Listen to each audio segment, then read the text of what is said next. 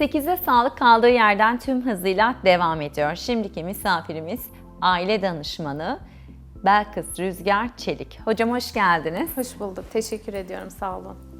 Nasılsınız? İyiyim. Teşekkürler. Siz geldiniz. nasılsınız? Bizler deyiz. Sağ olun hocam. Teşekkürler. Kalktınız geldiniz Maraş'tan. Evet. İyi ki geldiniz. Ayaklarınıza sağlık. Çok sağ olun. Teşekkür ederim. Hocam vajinismus nedir? Belirtileri nelerdir?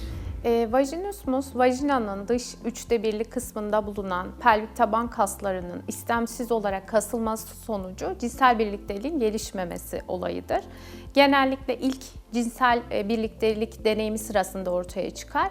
Belirtileri eşitme, bacak kapatma, kasılma, karın, kalça, bacak kaslarında özellikle kasılma spesifik belirtileri. Bunlar varsa ve bir kadın doğum uzmanına gittiklerinde kadın doğum uzmanı herhangi bir anatomik problemin olmadığını düşünüyorsa burada biz vajinismusu kesin olarak söyleyebiliriz.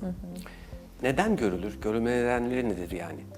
Görülme nedenleri baskıcı toplum, ayıp, günah, yasak kavramları, ilk cinsel birliktelik gerçekleşmezse ne yaparım korkusu, kötü travmatik jinekolojik öykü, çok acıyacak, çok ağrıyacak korkuları. Bunlar vajinismusun nedenleri arasında yer alıyor. Hocam peki vajinismus çözüm süreci ve başarı etkileri nelerdir?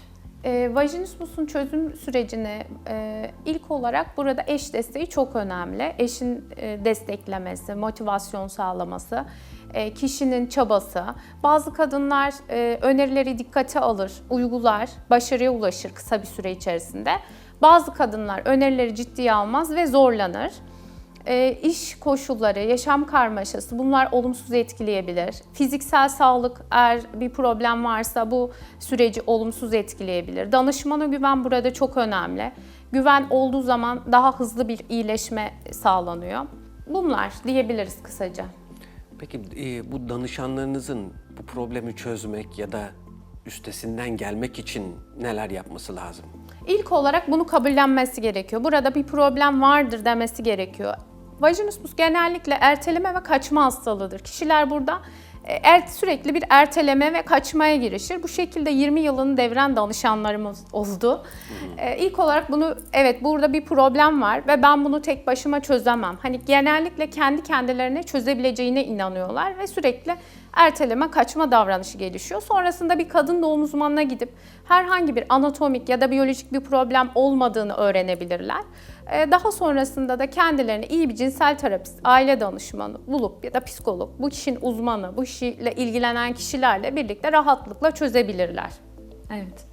Hocam peki konu vajinismus olduğu için vajinismus online olarak çözülebilecek, online olarak hani takibi yani görüşmelerin devam ederek kişinin rahatlayabileceği günlük hayatında tedaviyi hayatına geçirebileceği bir şey midir? Online olarak görüşme sağlandığında. Online olarak vajinismusu danışanlarımız rahatlıkla yeniyorlar. Özellikle biz pandemiyle birlikte online danışmanlık sürecine başladık. Yüzlerce danışanımız online olarak vajinismusu yendi. Burada online danışmanlığın çok büyük avantajları var. Bunlardan en önemlisi çalışan bayanların herhangi bir kliniğe ya da danışmanlık merkezine gidecek vakitlerinin olmaması, izin alırken problem yaşamaları ve kendi evlerinde, kendi özellerinde zamana herhangi sınırlamaya bağlı kalmadan daha kolaylıkla bu işin üstesinden geliyor olmaları. Aslında çok rahatlıkla arkadaşlarına ya da çevrelerine söyleyebilecekleri bir konu olmadığı için online olarak tercih edilmesi de ve tedavinin de cevap vermesi çok daha sağlıklı olmuş oluyor kişi için. Evet, çok kolay bir şekilde online'da daha başarılı sonuçlar alanlar. Hani yüz yüze terapilerde sonuç alamamış kişiler online terapilerde bazen daha iyi sonuçlar alabilmekte. Daha mı rahat hissediyor kişi kendini? Tabii ki burada hem zamana bağlı kalmıyor, hem klinik ortamının stresinden ya da herhangi bir danışmanlık merkezinin stresinden kendini bir nevi korumuş oluyor. Evet. Bu problemi yaşayan danışanlarınızda illaki bir duygulanımda da bir etkilenme oluyordur. Yani bir duygusal etkilenme, bir korku veya bununla ilgili bir kaygı durumu ortaya çıkıyor mu? Tabii ki bu kadınların kaygıları Bu kadınlar en çok neden kaygılanır? Cinsel birliktelik esnasında kilitlenme olacağına inanırlar.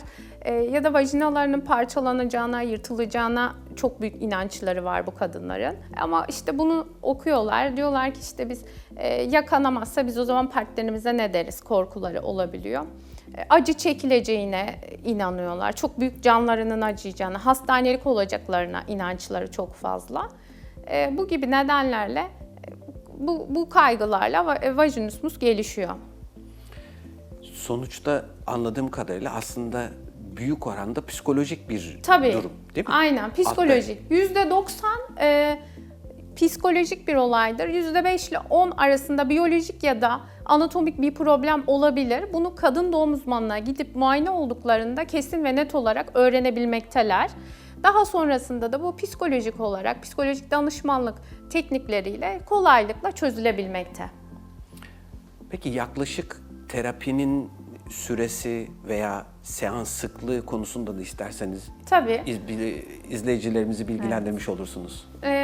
Vajinismus 3 ila 10 seans arasında çözülebilmektedir. Bu da yaklaşık 1 hafta 10 günlük bir süre gibi ortalama süre söyleyebiliriz. Bazen birkaç haftayla 2 ay arasında kadar danışanın ilerleme hızına bağlı olarak yavaşlayabilmekte.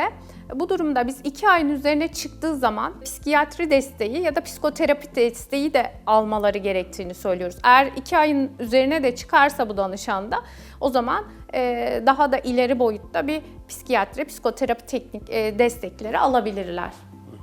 Hocam peki evlilik öncesinde danışanınızda oluyor mu? Yani cinsel deneyimi ilk kez olacak kişilerde size geliyor mu? Rahatlamak için o söylemlerden, rivayetlerden dolayı. Biz evlilik öncesi danışmanlık yapıyoruz. Zaten bütün evlenmeden önce tüm çiftlerin evlilik öncesi danışmanlık hizmetini mutlaka almalarını öneriyoruz. Çünkü evlilik öncesi danışmanlıkla bile vajinismus sorunu olacaksa olmayabilir. Vajinismusun önüne geçilebilir ya da herhangi cinsel işlev bozukluklarının önüne geçilebilir. Daha rahat bir evlilik, daha rahat bir cinsellik yaşayabilir danışanlar. Bunun için ilk olarak danışanların evlilik öncesi danışmanlık hizmetini mutlaka öneriyoruz. Bir multidisipliner yaklaşım var anladığım kadarıyla bu işte. Yani klinik psikolog var işin içinde, aile danışmanı var, kadın doğum hekimi var, gerekirse psikiyatrist var. Böyle değil mi? Doğru anlıyorum ben. Tabii ki. Yani burada kişilerin büyük çoğunlukla sadece danışmanlık hizmetiyle çözülebilmekte. %90 danışmanlık hizmetiyle bu problem çözülebilmekte. Ama ekstradan sizin dediğiniz gibi ileri boyutlarda farklı bir yere, yani bizim normalde fiziksel sağlığımızda da bu şekilde. Biz bir problem çektiğimizde doktorlar ne yapıyor? Konsültasyon. İlgili branşlarla tabii konsülte ediyoruz her şeyi. Tabii. Aynen. Bu da aynı bu mantıkla gerçekleşiyor. Özel bir yaş aralığı var mı? Yani şu dönemde, şu yaş aralığında daha çok görülür, şu dönemde daha faydalı, şundan sonra artık faydası kalmıyor gibi bir yaş skalası var mı? Özellikle 20 ila 30 yaş arası kadınlarda daha fazla görülüyor. Tabii 30 yaşın üzerinde de görülebilir ama en çok 20 ila 30 yaş arasında kadınlarda, evin en büyük çocuklarında ve tek kız çocuklarında daha fazla görülüyor. Benim danışanlarım içerisinde evin en büyük kızları ve tek kız çocuklarında daha fazla görülüyor ve 20 ila 30 yaş arasında daha fazla görülüyor. Bunların yani bu seçimin altında özel bir şey var mı? Genellikle cinsel bilgi eğitiminin olmaması, yani 20 ila 30 nedir? Evlenme yaşı ya da işte ilk cinsel deneyimin olduğu yaş sıraları. Bunların da en temel nedeni cinsel bilgi eksikliğinin olmaması. Cinsel bilgi eksikliğinden kaynaklı vajinismusun genellikle görülme nedeni. Evet hocam, az önce konuşurken bahsettiğinizde 20 yılı aşkın hani birlikteliği olan kişilerde bile vajinismus olabiliyor. 20 Tabii yıl ki. sonrasında biz bunu aşıyoruz dediniz. Burada kişi doğum da yapmış oluyor, doğru değil mi? Çocukları olan kişilerde de oluyor anladığım Bir kadarıyla. şekilde sürtünme yoluyla gebelik gerçekleşip bir şekilde spermle yumurta bir araya gelebiliyor ve bu çiftlerde çocuk sahibi olabiliyorlar. Nasıl olsa biz çocuk sahibi de olduk diyorlar. Dolayısıyla burada bir çözüm arayışına girmemiş oluyorlar. Tesadüfen sosyal medya üzerinden beni görmüş oluyorlar ve bir de deneyelim, bunu deneyelim dediklerinde biz başlıyoruz danışmanlık sürecine ve danışanlarımızın iyileştiğini görüyoruz. Kendileri için de çok mucizevi bir şey olmuş oluyor. 20 yıl bu çözümsüzse 20 yılın sonunda nasıl çözüldü gibi inanamıyorlar. Evet. Bu eşle birlikte yapılan bir terapi mi? Eş desteği burada önemli ama bekar danışanlarımız ya da daha önce evlenmiş, vajinismus nedeniyle boşanmış, sonrasında ben hani bunu evlenmeden önce tekrar ben bunu önce bu problemimi halledeyim diyen danışanlarda da biz vajinismusu yendiler. Ya da eşi yurt dışında olan danışanlarımız var ya da il dışında olan danışanlarımız var. Tek başına da eşinin sadece hani psikolojik desteği yeterli burada. Danışanlar tek başına da bu problemi çözebilirler. Hocam seans kaç dakika sürüyor online olarak ya da birebir de? Bir saate yakın 40 dakika sürüyor seans sürelerimiz. Kaçar gün arayla görüşülüyor Günlük hastalarla? yapıyoruz. Bu danışanın ihtiyacına göre değişir. Çok teşekkür ederiz hocam. Ağzınıza sağlık, ayağınıza Ben sağlık. teşekkür ediyorum. İyi Çok ki sağ olun. teşekkürler. Emeklerinize sağlık. Sağ olun. Teşekkürler. 8'de Sağlık'ta bugünkü misafirimiz aile danışmanı Belkıs Rüzgar Çeviki'de. Kendisiyle vajinismus tedavi süreçlerinden neden olur, kaygı bozuklukları ve iyileşme süreçlerinden bahsettik. Kendilerine teşekkür ediyoruz. 8'de Sağlık kaldığı yerden tüm hızıyla devam ediyor.